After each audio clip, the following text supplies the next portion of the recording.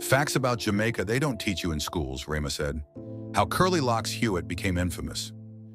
In the months following a peace treaty brokered between politically warring factions in the capital, armed political enforcers from both sides turned their attention and energies to staging daring bank and payroll robberies in various sections of the city. Their favored mode of transport were Honda 354 and Honda 50 motorcycles. Powerful handguns, revolvers, machine guns, and M16 rifles were also part of the bank robbers' survival kit. During the years leading up to the 1980 elections, arsenals of guns and ammunition flowed into the island through the island's porous coastline and the unseeing eyes of corrupt and fearful customs officials. Lured by the glamour and ill-gotten gains of the bank robbers in the area, Hewitt put down his Bible and joined their ranks. It was then that he was given the moniker, Curly Locks, which had nothing to do with him being a Rastafarian, but because of his straight Indian hair.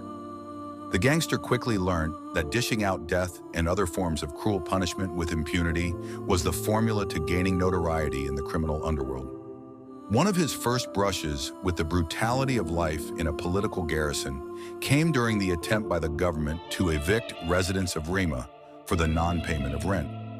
On February 2nd, 1977, government bailiffs, police officers, and an angry mob of younglists converged on the 7th Street border and attempted to chase out the Rema residents under the watchful eye of Member of Parliament Anthony Spalding. Spalding's Ministry of Housing had a year earlier approved the eviction of tenants for the non-payment of rent. Despite efforts by some cops on the scene to disperse the invaders, the mob, which included several gunmen, stormed the community. The besieged Rema residents were outnumbered and, according to a man who claimed to be a resident at the time, Push Wood and Curly Locks both used cunning to fend off the attackers. Push Wood and Locks dress up in red and black and join up with the younglest dem. When them go into the building, them start stab man and push them in corners inside the buildings, the man said. 8 people were reportedly killed by the Rema defenders, resulting in the abortion of the eviction attempt by JDF soldiers, who trained their weapons on the armed invaders who came scurrying out of the building with their hands above their heads. One man was killed after he failed to stop and hand over his weapon to the soldiers. Dressed in a bush jacket and knitted cap, a defeated Spalding left the scene. Commenting on the botched eviction attempt, retired Justice Ronald Small described the incident as a horrible stain on this nation's history. With the death of Push Wood, his second-in-command, Curly Locks grabbed the leadership reins of the Rema 13 gang. Included among the ranks of the fearsome gang were men known as Bigness, Pearl Harbor, Little Jack, Steeler, Mutt, Peasy, 39, Riley, and Bobo Charles. The gang was known to stage multiple robberies, and each member was sometimes armed with 2 guns or more, police said. Many persons inside Rema and outside the garrison community met their deaths at the hands of the Rema 13. But Curly Locks' lust for blood earned him the respect of his counterparts, Claudius Massop, and his successor, Lloyd Lester Coke, better known as Jim Brown, from Tivoli Gardens. There are many stories about his cruelty. For example, Curly Locks, in a jealous rage, was reported to have shot and injured one of his women before impregnating her sister months afterwards. When the woman was 8 months pregnant, Curly Locks ended her life. He was also known to take on police patrols single-handedly. Senior Superintendent Calvin Benjamin was one cop who came face-to-face with the dreaded Curly Locks. Residents of the area say Curly Locks surprised Benjamin, who was a young policeman at the time, and a colleague as they walked along 4th Street in the community. Benjamin confirmed that the gunman was brazen in his attack.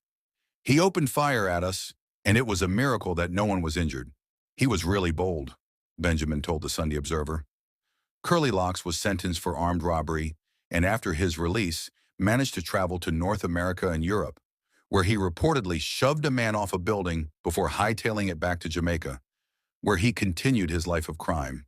But like many before him, Curly Locks lived by the gun and died by it. His demise came at the hands of a young enforcer from Tivoli Gardens with whom he had a dispute inside the garrison community.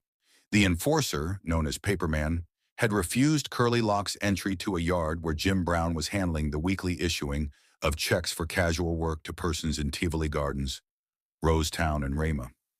Paperman, not knowing that he was dealing with the Rama Don, reportedly called Curly Locks an insipid coolie boy and threatened to thump him in his mouth before chasing him away from the entrance to the premises. Curly Locks left the scene and returned with a .357 Magnum revolver, and after a brief scuffle reportedly pistol-whipped Paperman, dislodging his right eye. Paperman's life was spared after Jim Brown and other top Tivoli Gardens enforcers rushed in and diffused the situation, all the time explaining to Paperman that the coolie boy was in fact the notorious Curly Locks. Weeks later, Curly Locks was ambushed and shot as he rode his Honda motorbike in West Kingston. The trigger man was a one-eyed Paperman who would 2 weeks later be cut down by police bullets.